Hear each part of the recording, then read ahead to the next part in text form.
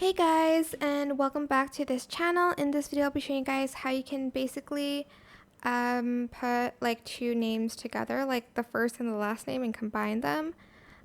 So you're just going to basically add in this formula, equal sign, concat,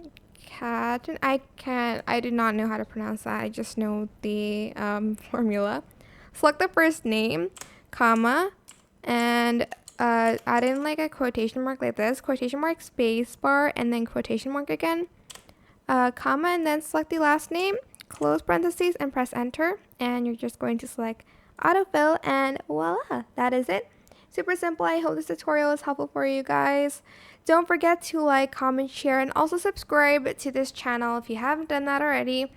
If you have any more questions, just leave it in the comment section down below. I will try my best to answer them all for you guys. And if you found this video helpful, please click the thanks button above the description box down below. Thank you so much for watching. Bye!